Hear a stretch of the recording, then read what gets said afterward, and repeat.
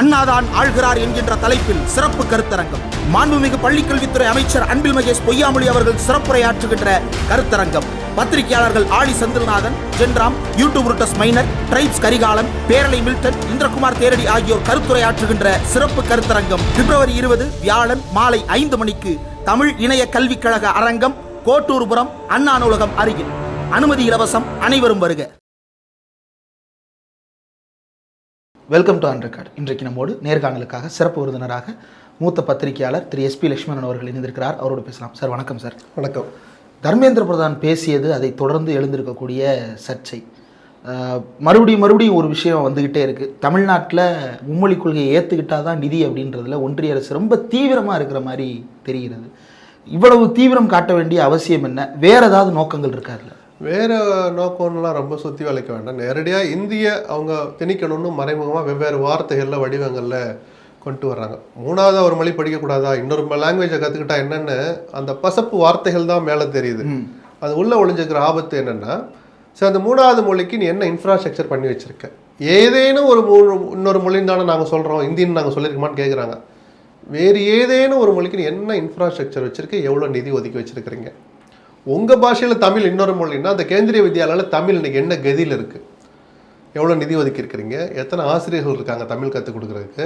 எத்தனை மாணவர்கள் தமிழை கற்றுக்குறாங்க? நீ எந்த அளவுக்கு என்கரேஜ் பண்ணியிருக்கீங்க இன்னொரு மொழியை கற்றுக்கொள்வதற்கு?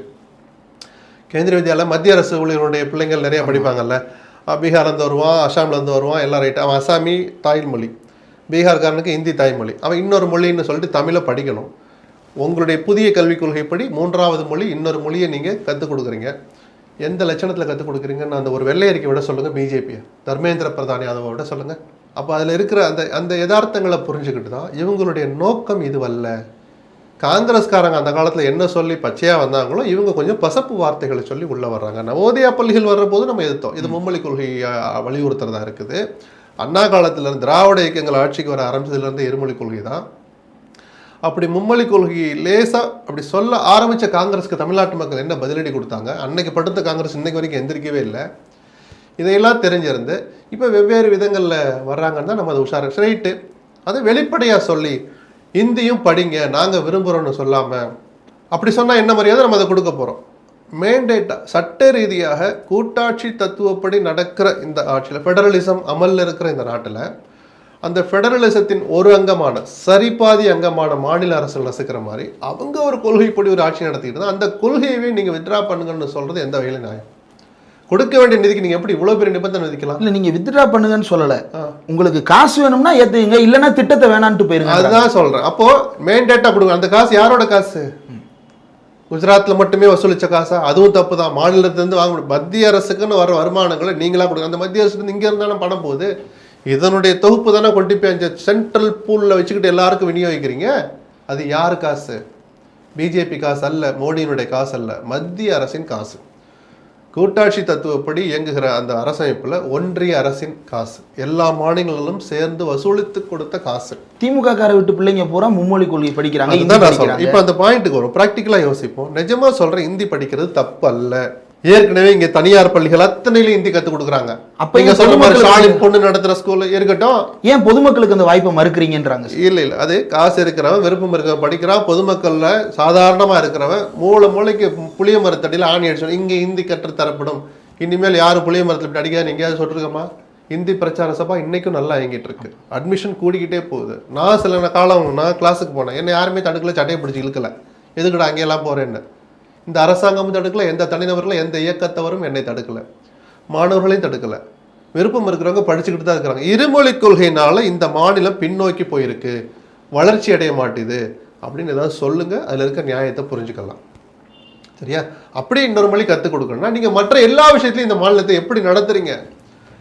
நான் சொல்லட்டுமா சார், ஹிந்தி படிக்கணுங்கிற ஆசை இயல்பாக மக்களுக்கு வரணும். பிஜேபி சொல்லணும்னு அவசியமே இல்லை, அவங்களுக்காக தோணணும். இதே பிஜேபி சொன்னால் அவங்களே சொல்லிட்டாங்களேன்னு ஆசைப்பட்டு மக்கள் காது குளிர கேட்டு அதை அமல்படுத்துறதுக்கு ஆசைப்படணும். நீங்கள் அப்படியே நடந்துக்கிறீங்க? ஏதாவது ஒரு நல்லது தமிழ்நாடு செஞ்சுருக்காங்கன்னு சொல்லுங்கள் சார். முத்ரா திட்டத்தில் இத்தனை லட்சம் கோடி கொடுத்துருக்குறோம், இந்த பார்த்தீங்கன்னா கிராமப்புற வளர்ச்சி திட்டத்துக்கு இத்தனை கொடுத்துருக்குறோம், இப்படி திட்டங்களையாக அடுக்குவாங்க. ஸ்கீம்ஸுக்கு வர்ற மேண்டேட் நிதி நேராக கலெக்டர் ஆஃபீஸ்க்கு போகும். மாநில அரசு கூட 90% நிதி வராது, கலெக்டரேட்டுக்கு போகும். அரசின் திட்டங்களுக்கு டீஃபால்ட்டாக கொடுக்க வேண்டிய நிதி அதையெல்லாம் எடுத்து வச்சுட்டு ஒரு டைம் டேபிள் போட்டு ஒரு டைம் டேபிள் மாதிரி போட்டு அதில் இவ்வளோ பண்ணி எக்ஸலில் போட்டு கொண்டு வந்து காட்டுறாங்க. இத்தனை லட்சம் கோடி தமிழ்நாட்டுக்கு கொடுத்துருக்கோம். ஒரு ஸ்கீம் கொண்டு வந்திருக்கீங்களா? ஒரு பெரிய திட்டம் வாஜ்பாய் எல்லாம் கூட விடுங்க, பெரிய திட்டம்னா என்ன மாதிரி திட்டம்?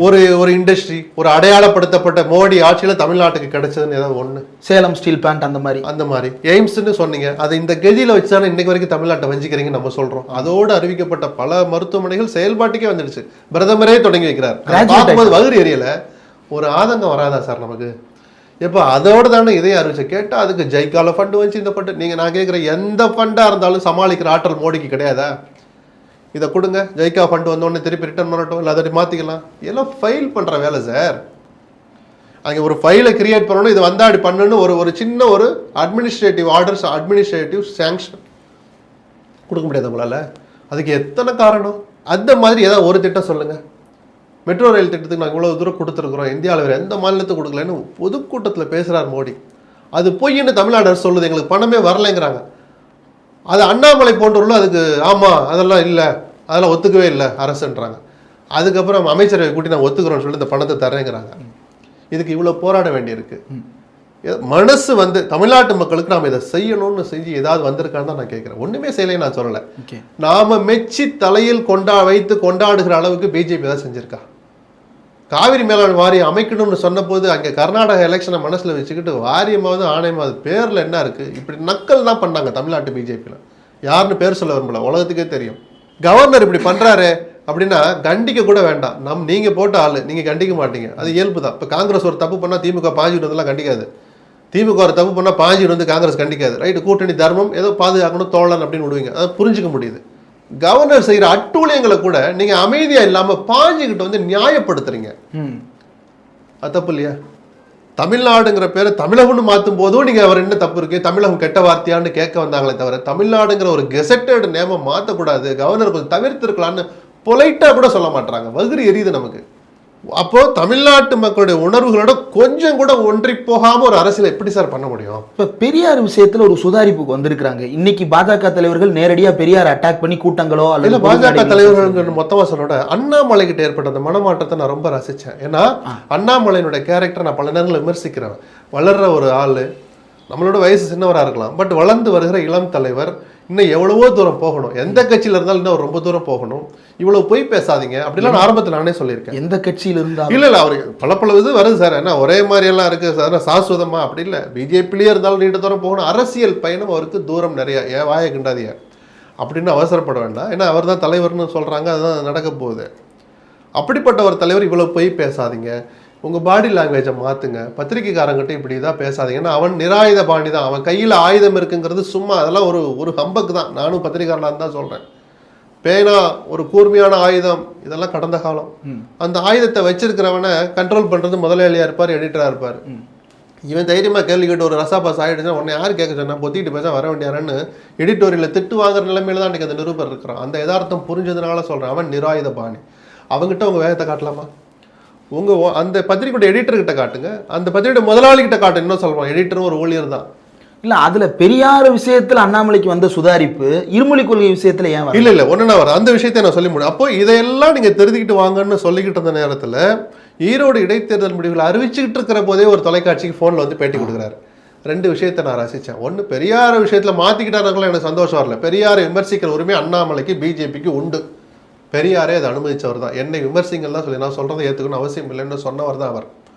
ஆனால் அது வாக்கு வங்கியாக மாறாது. பெரியார் என்கிற அந்த ஆயுதம், உள்நோக்கம் கொண்ட அந்த ஆயுதம், வார்த்தை அவர் வேற சொல்லியிருக்கலாம், இதை பயன்படுத்தினா ஓட்டுக்களை மாற்றிடலான்னு சொன்ன அந்த இது எடுபடலைன்ற ஒரு புரிதலுக்கு வந்தார். அது அரசியல், அது அவருடைய மனப்பான்மை, அது பாராட்டுற அளவுக்கு இல்லை, கொஞ்சம் ரைட். அதுக்கு அடுத்த வார்த்தை தான் அது கொஞ்சம் ஆபாசமாக போயிடுச்சோ சீமான் பயன்படுத்திய வார்த்தைகள் அந்த யதார்த்தத்துக்கு. இதைத்தான் நான் படித்து நான் உட்பட பலரும் சொன்னோம். பெரியார் ஆபாசமாகவே பேசியிருந்தாலும் இன்னைக்கு அதை எடுத்து சொல்றது உங்களுடைய நோக்கம் என்ன? பெரியார் அம்பலப்படுத்தி நீங்க என்ன பண்ண போறீங்க? தேர்தல் அரசியலை, அதிகார அரசியலை விரும்பாத பெரியாரைய தொட்டு பார்க்கறதுக்கு யாருக்காவது உரிமை இருக்கா? தார்மீக தகுதி இருக்கா? எந்த அரசியல்வாதிக்கும் கிடையாது, இன்க்ளூடிங் ஸ்டாலின். நான் சொல்லுவேன், நான் சொல்ல புரியுதுங்களா?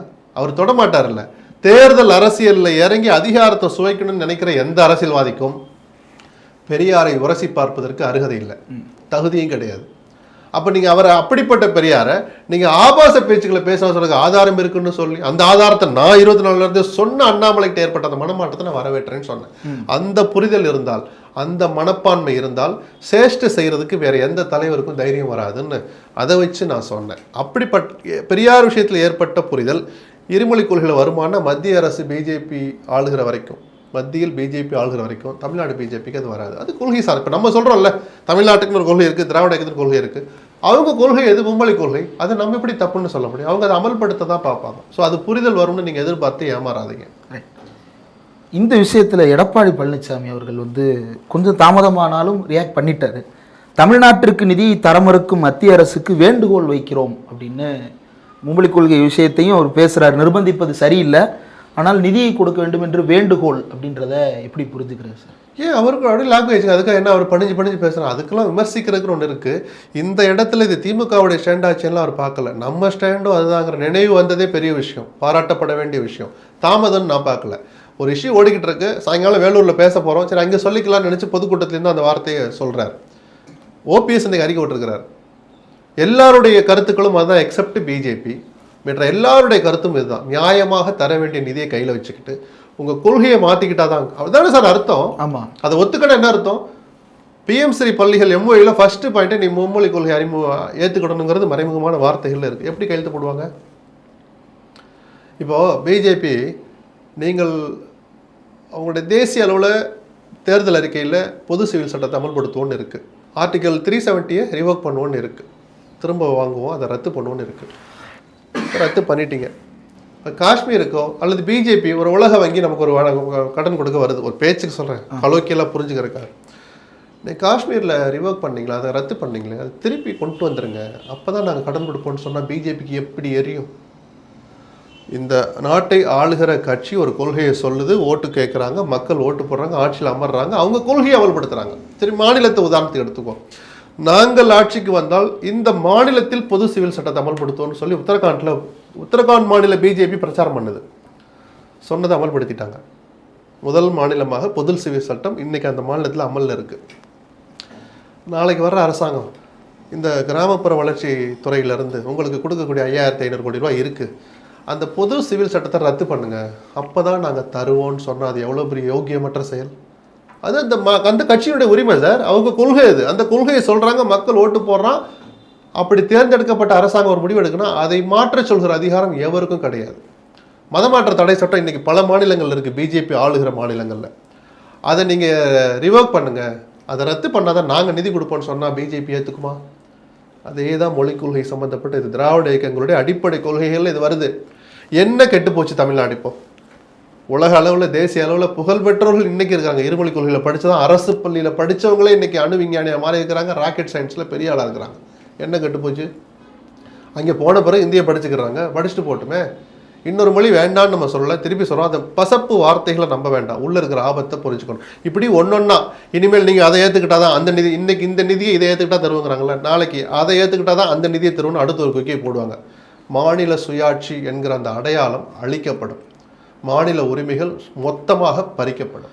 இப்போ ஒரு பத்திரிகையாளராக நீங்கள் சொல்கிற இந்த கருத்துக்கள் இப்போ கிட்டத்தட்ட திமுகவினுடைய யார்கிட்ட கேட்டாலும் நீங்கள் சொன்ன எல்லா விஷயங்களையும் அவங்க கவர் பண்ணி தான் சொல்கிறாங்க.